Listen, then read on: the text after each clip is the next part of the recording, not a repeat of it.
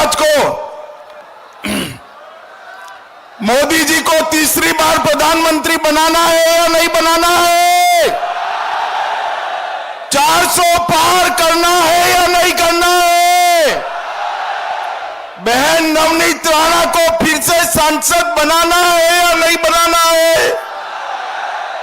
तो ऐसी आवाज नहीं चलेगी। अमरावती वालों, मेरे साथ दोनों हाथ उठाओ, सभी लोग हाथ उठाए, अंत तक विजय के संकल्प की मुट्ठी भींचे और प्रचंड आवाज से बोलिए, भारत माता की, भारत माता की जय श्री राम, जय जय श्री राम। एक बार शिवाजी महाराज का जयकारा लगाइएगा, बोलिए जय शिवाजी, जय जय जय जय जय शिवाजी, जय जय जय जय जय भवानी। मंच पर उपस्थित महाराष्ट्र के, भैया टीवी वाले सारे बैठ जाओ, सेट कर कर, भाई टीवी वाले सारे सेट कर कर बैठ जाओ जरा। अमरावती वालों को देखने दो मुझे।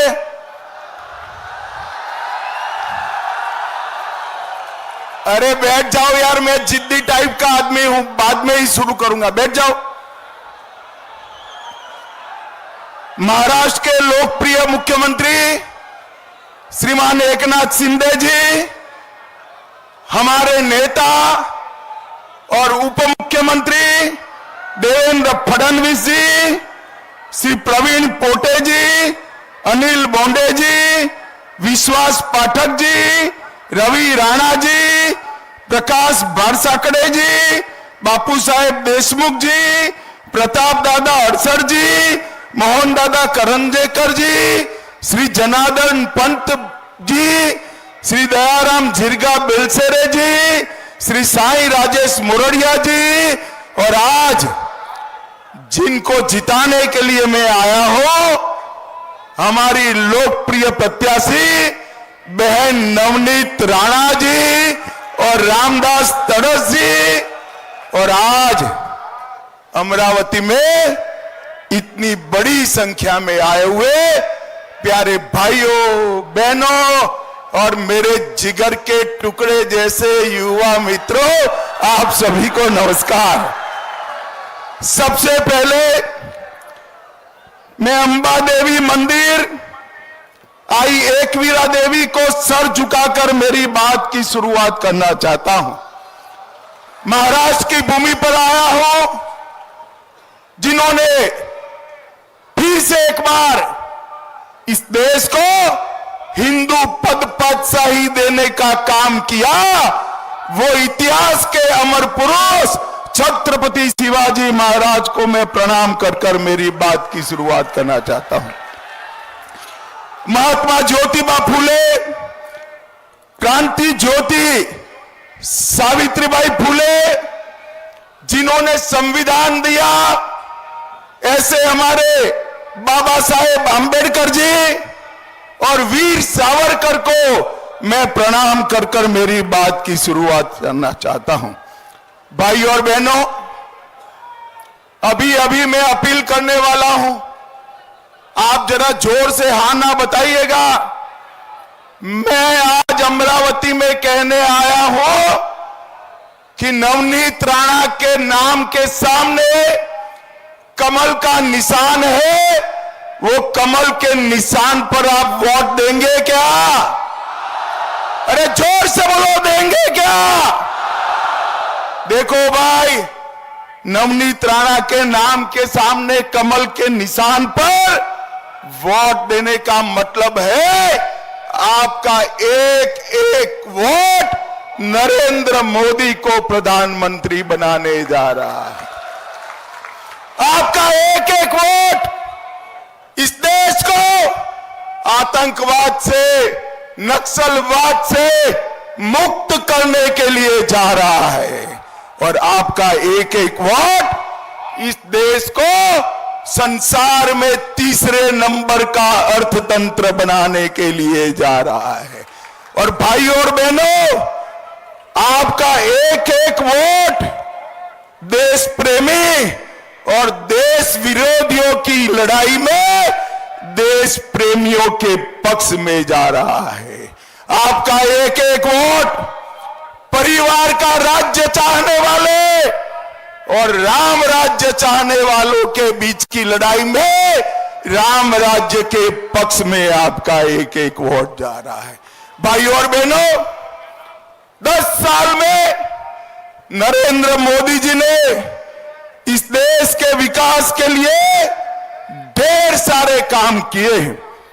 कई सारे काम है, मगर कुछ काम ऐसे हैं जो मोदी जी के अलावे हो ही नहीं सकते। अमरावती वालों, बताओ मुझे, अयोध्या में राम मंदिर बनना चाहिए था या नहीं बनना चाहिए था? अरे जोर से बोलो, बनना चाहिए था या नहीं बनना चाहिए था?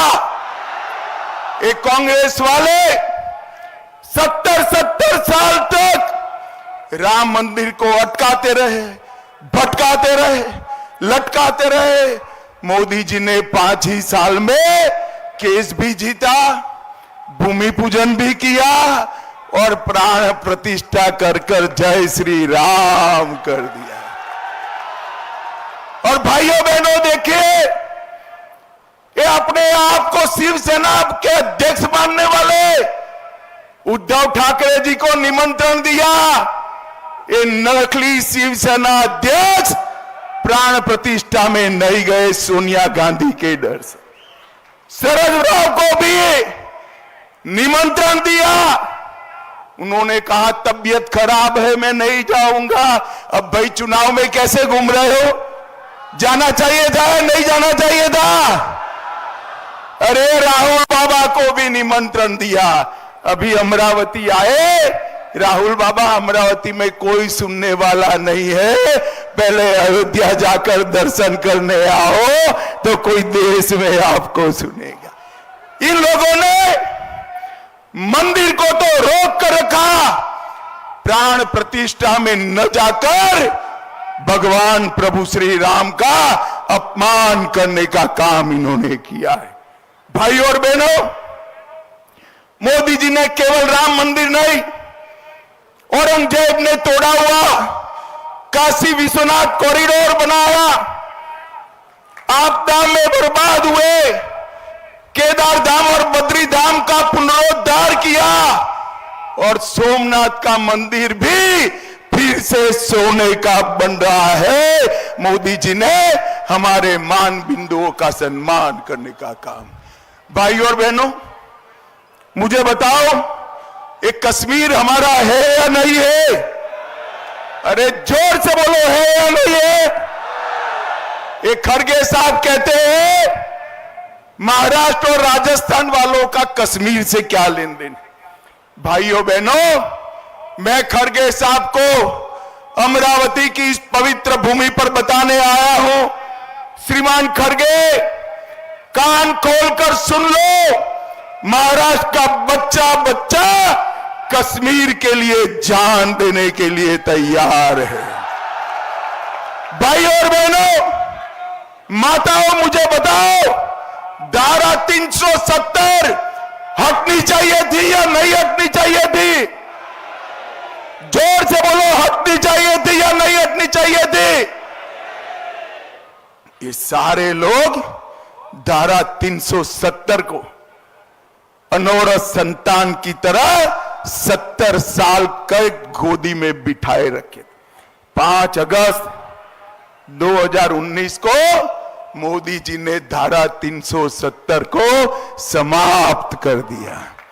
अरे राहुल बाबा अभी आए थे कुछ समय पहले ही, 2 घंटा पहले, वो मुझे कहते थे, पार्लियामेंट में मैं बिल लेकर खड़ा हुआ, वो बोले धारा 370 मत हटाइए, मत हटाइए। मैंने बोला क्यों ना हटाए भला? तो उन्होंने कहा धारा 370 हटाओगे तो खून की नदियां बह जाएगी। राहुल बाबा, 5 साल हो गए, खून की नदियां छोड़ो, किसी की कंकर चलाने की हिम्मत नहीं है, कंकर चलाने की हिम्मत।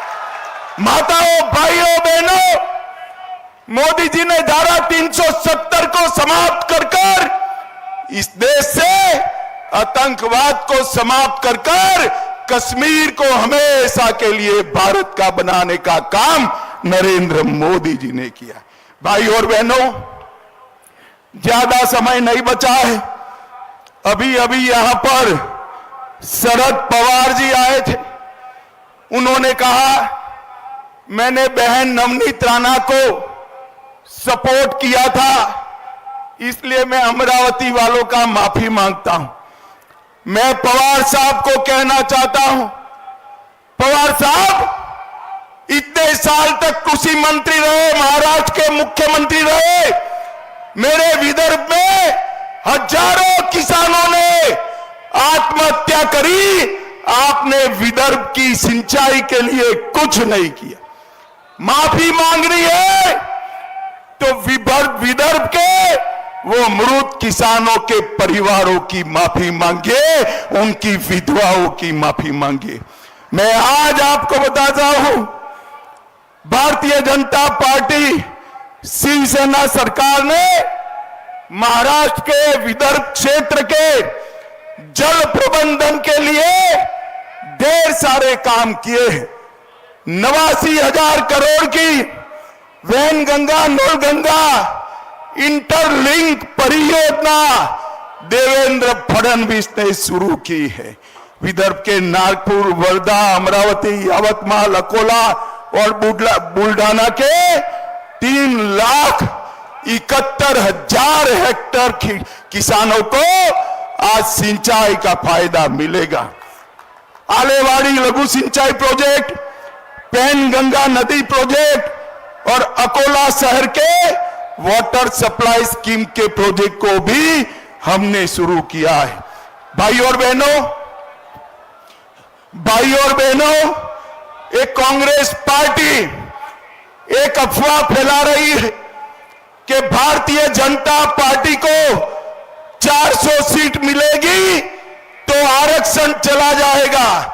मैं आज स्पष्टता कर देता हूं, भारतीय जनता पार्टी ना आरक्षण को जाने देगी ना हटाएगी।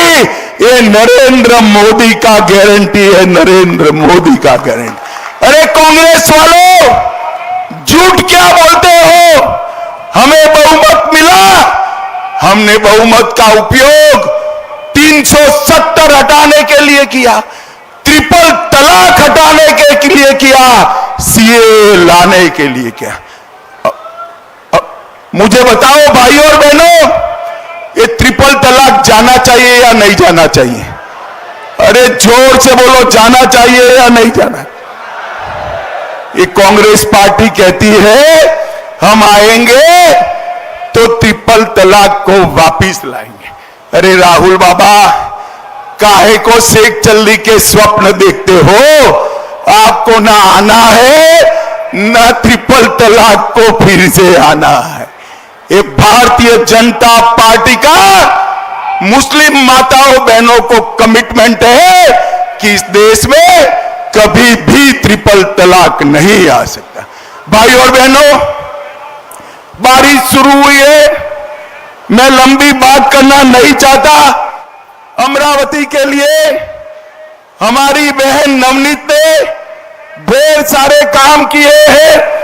750 करोड़ का सड़कों का काम, 500 करोड़ का अर्बन डेवलपमेंट का काम, 77,000 घर पूर्ण किए, 6 लाख लोगों को आयुष्मान भारत का फायदा मिला, 38 लाख कोरोना के टीके लगे, 1,60,000 गैस के कनेक्शन बांटे, 2 लाख घरों तक नल से जल पहुंचाया, 3 लाख किसानों को हमने किसान सम्मान निधि दिया और बांडूरा गांव में रेलवे वैगन फैक्ट्री भी बनी। अंत में मैं एक ही बात कहना चाहता हूं, यह अद्भुत नजारा देखिए, बारिश में सर पर कुर्सी रखकर लोग मोदी जी के लिए भीगने को तैयार है। भाई और बहनों, मोदी जी की इस लोकप्रियता को कोई नहीं पहुंच सकता। और भाइयों बहनों, मैं अंत में इतनी ही बात कहना चाहता हूं कि हमारे यहां उमेश कोले की हत्या हुई, ये सो कॉल्ड हिंदू हित रक्षक उद्धव ठाकरे ने कुछ नहीं किया था। उद्धव बाबू, आपने तो बाला साहब के सारे संस्कार छोड़ दिए।